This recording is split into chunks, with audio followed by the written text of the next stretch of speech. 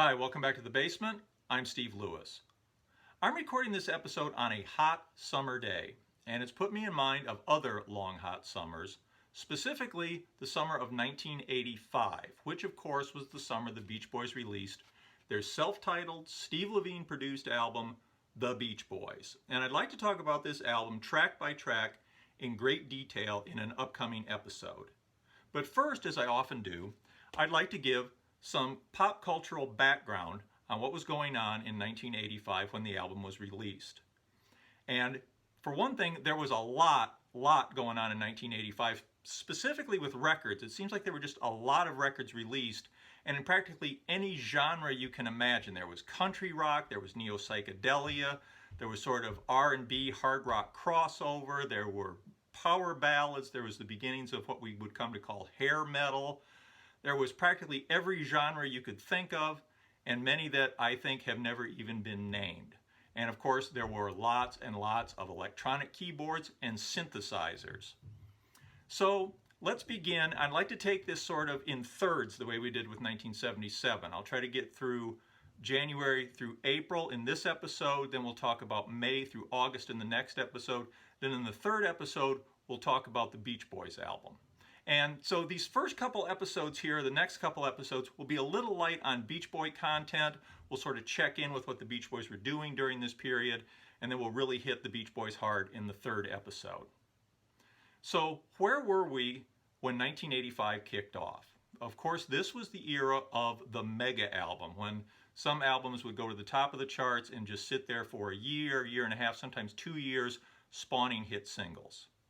Case in point was the album that was at #1 when the year opened, Prince and the Revolution's Purple Rain, which had been released the previous June and had been at #1 since August of 1984. It had already produced hit singles like the #1 When Doves Cry, the #1 Let's Go Crazy, Purple Rain, which went to #2, and the #8 hit I Would Die For You. There would be one more sort of more minor hit single in early 1985 with Take Me With You. At #2 was Like a Virgin by Madonna. When I'd first become aware of Madonna, I took her as sort of a Cyndi Lauper wannabe. But by this point, or certainly by mid-1985, she was proving herself to be a pop force to be reckoned with in her own right. At #3 was another long-running, chart-topping album, also released the prior June, Born in the USA by Bruce Springsteen, which had already produced 3 top 10 singles in 1984. It would produce another 4 top 10 singles in 1985 right through to the end of the year. At #4 was Arena by Duran Duran, a Christmas time 1984 release, which was mostly live with the new single The Wild Boys, which would peak at #2 on the singles chart. At #5 was another long-running album. This one had been released in May of 1984, Private Dancer by Tina Turner, with hits like What's Love Got to Do With It, You Better Be Good to Me, and the title track. Sitting at #6 was the Page Plant-Jeff Beck collaboration, The Honey Drippers Volume 1. This is really more of an EP than an album. There's only 5 tracks. It was at #7 based largely on the strength of the hit Sea of Love, which had gone to #3. Early 1985, it would spawn one more minor hit, the #25, Rockin' at Midnight. Coming up behind that was Big Bam Boom by Hall & Oates, which had already produced the #1 hit, Out of Touch, and through the summer of 1985 would continue to produce hits such as Method of Modern Love, Some Things Are Better Left Unsaid, and Possession Obsession. Coming in at #8 was Chicago 17. Chicago had successfully reinvented themselves as an adult-oriented act led by Peter Cetera, and the album was at #8, based largely on the success of the #3 hit, You're the Inspiration. It would also spawn another hit single, the #14, Along Comes a Woman, early in 1985. At #9 was another long-running hit album, Cyndi Lauper's She's So Unusual, which had actually been released in October of 1983. It had taken a little while to catch on, but in 1984 it had produced 4 top 5 hits, including Girls Just Want to Have Fun, the #1 Time After Time, She Bop, and All Through the Night. There would be one more minor hit from the album in early 1985, Money Changes Everything, which would go to #25. And just beginning its run as a top album was Bryan Adams' Reckless, which had been released in November 1984. It had already produced the number 6 hit Run to You and would continue to produce hits through 1985 and on into 1986, including the number 1 Heaven and the number 5 Summer of '69. Top movies as the year kicked off included Arnold Schwarzenegger in The Terminator, the sequel to 2001, 2010, The Year We Make Contact, David Lean's A Passage to India, the now largely forgotten Clint Eastwood-Burt Reynolds vehicle City Heat, and hands down the number 1 movie at the time and well into 1985, Eddie Murphy in Beverly Hills Cop, which, like many movies of this period, also had a hit-making soundtrack. The Beverly Hills Cop soundtrack included such hits as New Attitude by Patti LaBelle, Neutron Dance by the Pointer Sisters, The Heat Is On by Glenn Frey, and of course Axel F by Harold Faltermeyer.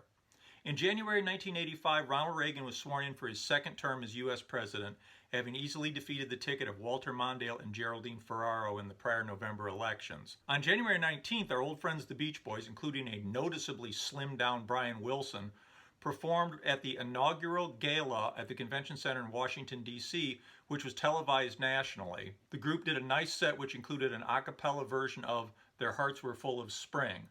Incidentally, if Bruce Johnston ever writes a memoir, I hope he titles a chapter about the 80s, I Played Keytar for Reagan. I think that would encapsulate the 80s very nicely. The Beach Boys soon returned to sessions for their album, which had begun the prior summer and would continue on through March. They did a few live appearances during this period, mostly benefits and convention appearances.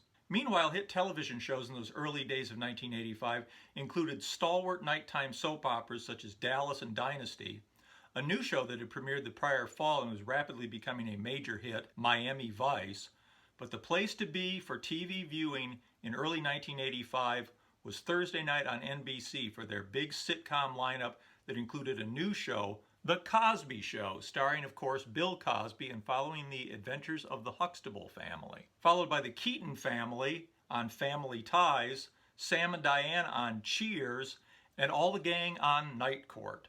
And back on the album charts, there were other albums on the rise early in 1985, including Foreigner's Agent Provocateur with its number 1 hit, I Want to Know What Love Is, almost a blueprint for what would soon be called the power ballad. New Edition's second self-titled album, Wheels Are Turnin' by REO Speedwagon with its number 1 hit, Can't Fight This Feelin'. And of course, Wham's blockbuster Make It Big, which topped the charts for 3 weeks in March of 1985. Following Wham into the number 1 spot was an early 1985 release, certainly has to be regarded as the comeback album of the year, John Fogerty's Center Field. After 1 week at number 1, the Fogerty album was replaced by Phil Collins' No Jacket Required. Another major early 1985 release was Mick Jagger's stab at a Michael Jackson-type solo career with his first solo album, She's the Boss. And there was a solo release from David Lee Roth of Van Halen, an EP entitled Crazy from the Heat, which included the hit single California Girls, with backing vocals by Christopher Cross and Beach Boy Carl Wilson. David Lee Roth's version of California Girls peaked at number 3 on the singles chart on March 2, 1985, making it the highest charting Brian Wilson composition since Good Vibrations back in 1966. If you were a hipster early in 1985, you might have been listening to the new release from the Smiths, Meat is Murder. Or you might be checking out Rolling Stone's album of the year for 1984, Los Lobos, How Will the Wolf Survive? Notable film releases from early 1985 included The Killing Fields, Harrison Ford in Witness, and if you heard a ruckus coming from a movie theater in February 1985, it was probably coming from The Breakfast Club, which of course also had a hit soundtrack tie-in that featured the number 1 single, Don't You Forget About Me by the Simple Minds, which also featured some of the strangest parentheses ever seen in a song title. It's Don't You, parentheses, Forget About Me, which means that you could leave that part off and the title of the song would be Don't You.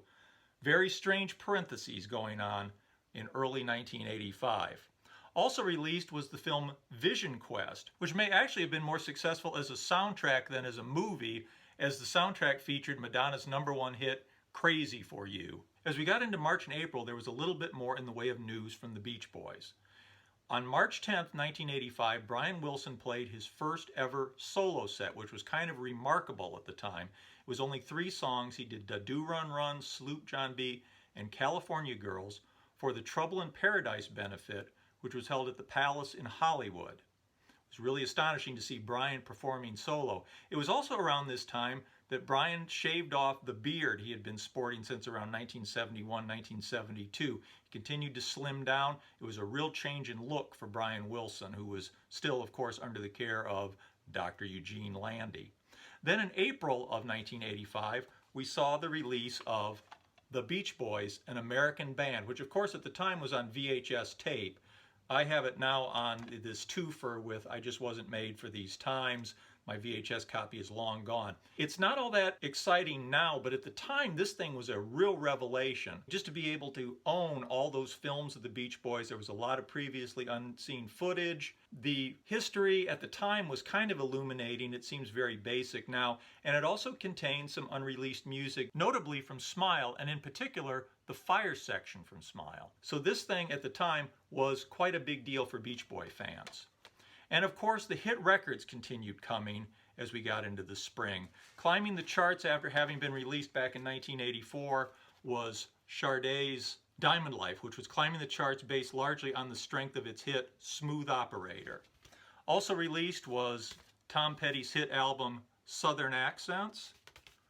And the ever-prolific Prince followed up Purple Rain with his new sort of neo-psychedelic album Around the World in a Day, which was considered something of a come down. It spawned some hits, but there was certainly a lot of discussion about where Prince was headed with this at the time it was released. March 7th saw the release of We Are the World by USA for Africa with its amazing all-star cast. The single was a follow-up to Band Aid's Do They Know It's Christmas from the UK in the prior year. And the accompanying video, of course, received heavy airplay on MTV. At this point, MTV was arguably reaching its zenith in its first incarnation as music television, a station that just played music videos and gave music news, sort of a radio station with pictures.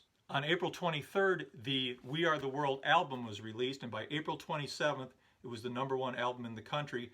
And there was even talk that there might be some sort of big star-studded charity concert held that summer, which would, of course, be televised by MTV. Other notable hit singles that early spring included Easy Lover by Philip Bailey and Phil Collins, Loverboy by Billy Ocean, Rhythm of the Night by DeBarge, Night Shift by the Commodores, Obsession by Animotion, Boys of Summer and All She Wants to Do Is Dance from Don Henley, and Velotte and Too Late for Goodbyes from Julian Lennon.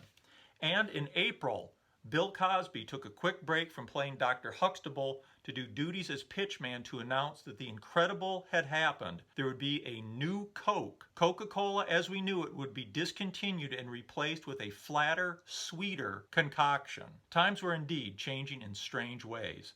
This takes us to the end of April. We'll leave it there for now. Next time we'll talk about May through August, including Live Aid and the Beach Boys' appearance there, some other things that happened in the summer of 1985. Hope you've enjoyed this. Please let me know if you like this kind of video where I go through the background. I'm really interested to know. Please also let me know if you have any interesting recollections from 1985. Love to hear what you think. Please like and subscribe. Looking forward to seeing you next time when we'll continue with 1985. And then after that, we'll wrap up with an in-depth look at the Beach Boys' 1985 album. Thanks again. See you next time. Bye.